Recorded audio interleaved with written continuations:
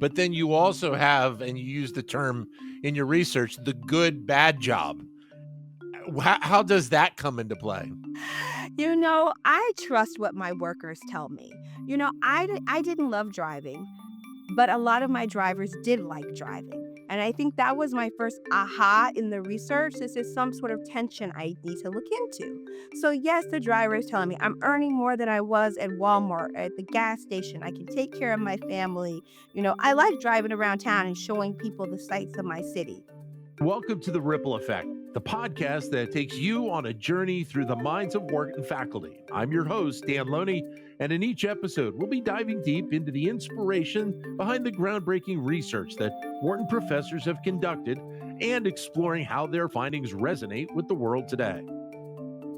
Well, as more and more people add gig work to their professional mix, we also see an increase in algorithmic management. This means that workers are following the instruction of so called managers who are the process of algorithms. Recent research examines what that relationship is like and how workers feel about being managed by tech and not by directly another human being. Pleasure to be joined by Lindsey Cameron, assistant professor of management here at the Wharton School, who's led this research. Lindsey, great to talk to you. It's been a while. Always great to touch I'm, base. yeah, definitely feel the same over here. I know how much you have focused on a lot of these elements in your research, but I guess when you look at that relationship, it becomes even more interesting with how gig work kind of factors in. Exactly. One thing I love to say about the gig economy is that it punches above its weight class.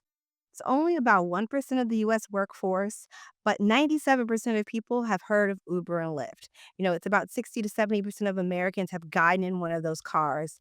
And you think about all the sweeping legal regulations that we've talked about before, Dan, in California, Massachusetts, Minnesota, all about redefining gig work, which has all these ripple effects for other types of independent contractors. So the gig economy is really just a microcosm that helps us understand broader changes in our economy. Right. And I guess where this research is concerned, it's unique to look at how these workers are being managed and what that might mean for the concept of management moving forward. Exactly. We always think of management as like having a boss and like, how do I avoid the bad boss and get the good boss? But we have these longer conversations, larger conversations about AI and control.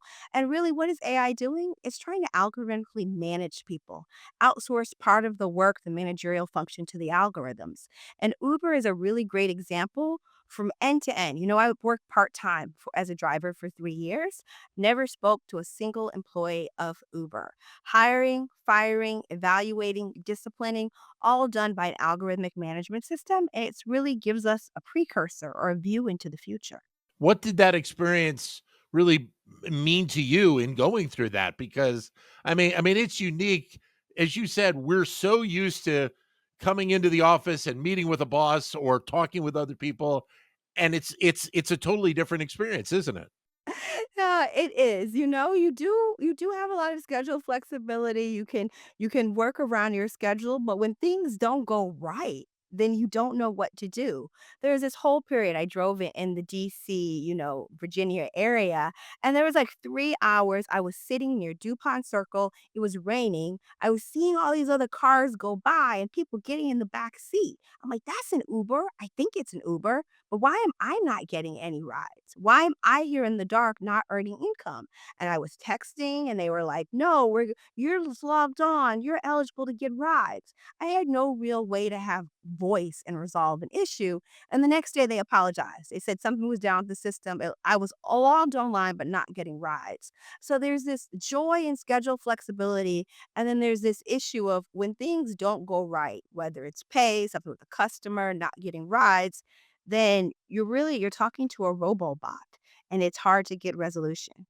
What does it mean then for the types of tasks that may be brought that person's way in terms of dealing with them and handling them, depending on who or what is kind of managing the process? So the types of tasks that you're going to see algorithms sort of step in and be the boss are going to be sliced down to the smallest unit possible. What we call that de-skilling, but it's at a much deeper way than like factory work when you're at a assembly line. That is a bit of de-skilling. But this is like, can a task be completed in 2 seconds? Micro task. So when you think about, say, ride hailing, for example, it's lots of little micro tasks. Will I accept this ride or not? Am I going to follow the GPS out Ubers or Wazes to go where I'm going? Am I going to talk to the customer? Which way will I drive? And then do I rate them at the knot? They're all these very, very small components, but because they're so small, they can be algorithmically managed. And at the same time, the workers feel like they have choice because they're all these little individual elements.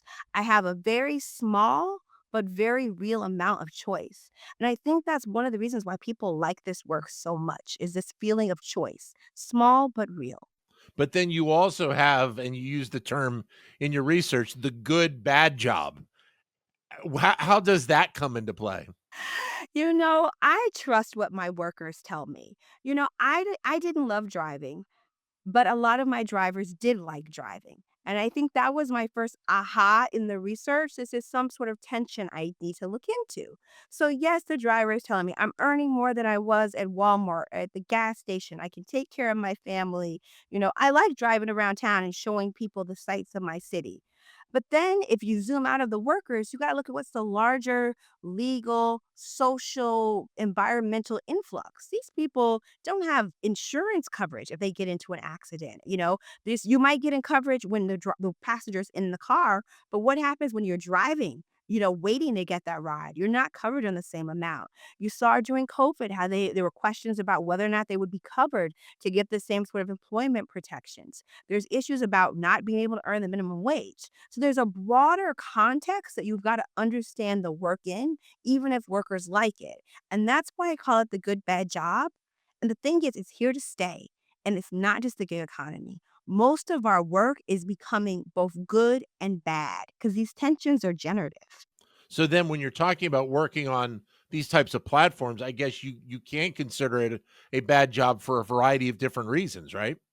Yeah, there are reasons you can consider it a bad job. And I think just leaving it like it's a bad job, workers are exploited, they don't have insurance, they don't have minimum wage. It's true, but it's only part of the story because people are also enjoying this work.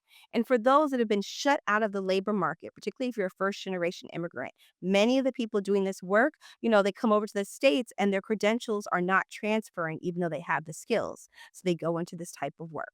Or there's someone that's been out of the labor market. Maybe they were incarcerated, or they were at home taking care of kids, or they were sick.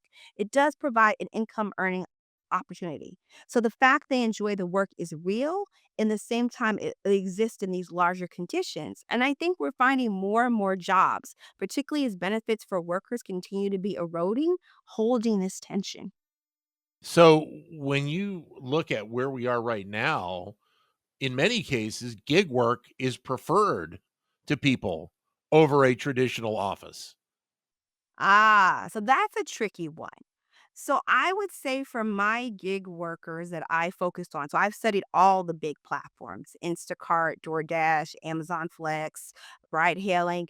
They typically have a lot of bad options. So it's warehouse, manufacturing, gas station, cater waiter. And so they see gig work as being the best option out of a set of good options. But these were never people that had traditional office jobs. And so when you're talking about those people who are preferring gig work over traditional, office jobs, there you're talking about more high skilled employees or higher, folks who are like doing Upwork or doing coding or copy editing. And that's a different conversation because you're talking about a different type of labor or skill.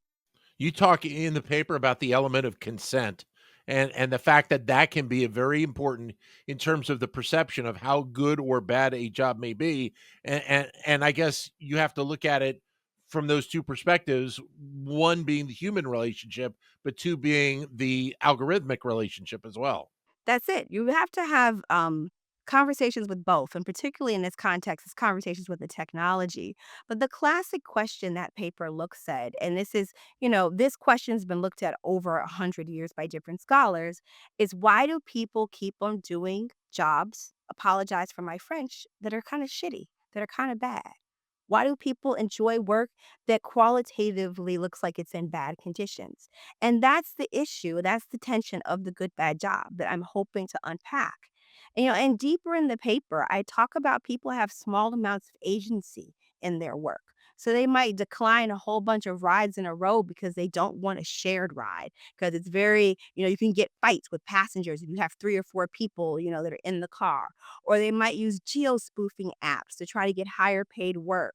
Or they can try to inflate surges. This is one of my funnest stories. It was the Thursday, no, the Wednesday before Thanksgiving. Everybody's heading out to the airport, and I interviewed somebody who was primarily drove in a college city, and he's like, they weren't paying me enough to go to the airport. So I just stayed in front of the dorms and I clicked decline, decline, decline. And then I got a ride for $160 to go to the airport, and it's usually 40. So there are Wow. ways he quadrupled his wage. Yeah. So there are ways they're able to have small amounts of agency within this larger system of work that's really not set up to, give them any protection or benefits. How do you think then that technology like we see used in these types of jobs potentially impacts our larger workforce as we move into the future? It's a great question, and my first answer, I think it's honestly scary. You think about those means of recourse. I didn't get paid for 3 hours. There are people that I interviewed who got kicked off the app for 3 days, couldn't pay a utility bill, and supposedly they said they were kicked out of the app because they had said something. They shouldn't have said to a woman. There is something that cross gender norms. And then he got an apology message 3 days later saying, oh, it wasn't you. The algorithmic management system made the wrong reference. It was actually a different driver. You can come back on the app. But for those 3 days, he had no income and he had no way to navigate the system to get back on the app. So there is a concern that as you keep on deskilling and desplicing the work, one, it drives down wages because people can't really build skill. But two, there's no one to like algorithms make mistakes. And without a human in the loop, the human is lost. Is the expectation that we probably still will have some of those conditions where algorithms do make errors from time to time for a longer time? Because I mean, look, humans are putting a lot of the effort in behind the algorithm, and we certainly know that humans are not perfect. Yes, So, I mean, how can we expect the algorithms to be perfect if the humans are not? it is. The fact that people hold these algorithms to godlike status, like can't make a mistake, I Yeah. mean, that's such a blind, naive view of technology. There is always, always going to be a gap between how the technology is designed and how it's used and implemented by the workers. And in that space, you see agency, like what I talked about in the paper, but you also see mistakes the technical system is making. And I think the more we start get blinded by techno-utopianism, that increases the risk. And the risk particularly for the most marginalized parts of our society. Because these algorithms, they're refined and they're tested on the most vulnerable parts of the population. Like you think about predictive policing. You think about whether or not I'm going to give somebody that has a low credit score a loan or whether or not I'm going to let them go out for a parole. These were tested on disenfranchised parts of the population, and once they were fine, bam, they come out for the masses. And so I think that's a way to think about the gig economy and why it punches above its weight class and why it's having such a ripple effect. It started off with a group of more marginalized people who were shut out on the edges of the labor market. They're refining these tools and now they're going after the middle paying, the higher paying skilled jobs. And it's just changing the landscape of work. But does the concept of innovation really have the opportunity to grow and develop because we're adding in this component of technology? I mean, before a lot of it was just innovation based on humans. Now we're bringing in some other components to it. Maybe, if you wanna be optimistic. I mean, I think it's the question, like, has Uber done more good for the world or more harm for the world? And it's hard, as me as an academic to see so black and white. I do think there are innovative things that they've done, in many ways, they've dismantled a taxi medallion system that wasn't working for a lot of people. And at the same time, I think the feeling of that what they accomplished, and I don't want to pick on a ride hailing company, but like when you have those easy wins, it can sort of blind you about the future and then think that everything you're doing is right. Like you have a mandate to go forward. And that's where I get worried about the boundary of innovation and what does it mean for people and human capital. Where do you think you would like to take this path of research? And what's that next step for you, do you think? I'm doing a lot of research in the global south right now. Spent the summers in Brazil, in Nigeria, in Ghana. And I think, back to that earlier point where I talked about how technology and these algorithmic skills are sort of honed on the most disenfranchised groups. I think the global south is the future. And I see it in many ways in thinking about how the gig economy and algorithmic management is evolving. I'm seeing the big changes happening in the global south, and I see it like refined when I'm looking in the US, and it's easy to miss it because it looks like noise within the data. And so, I'm looking at my research in a more global scale. Um, I'm also thinking about what are the boundaries of liability? Like, I do not want to point my fingers at these companies and be like, you're wrong, big tech. But I think there are questions about like, what are the boundaries of the firm and what responsibilities do you have if you're trying to build a marketplace and if you have independent contractors? We need to think about them in a more thoughtful way because this is not Walmart, but nor is it really like a bunch of like free floating, consultants, that are like meeting through like a job board, like through Yeah. Craigslist. It's Yeah. a new organizational form and it does have some responsibilities and liabilities in play. Lindsey, Accountability. yeah. Lindsey, always great to talk with you. Thanks Thank very you. much. All the best. Thank you. You too. You got it. Lindsey Cameron, Assistant Professor of Management here at the Wharton School. Thank you for listening to The Ripple Effect. We hope you found this episode informative and engaging. Don't forget to subscribe and leave us a review so that we can continue to bring you the best insight from the Wharton School.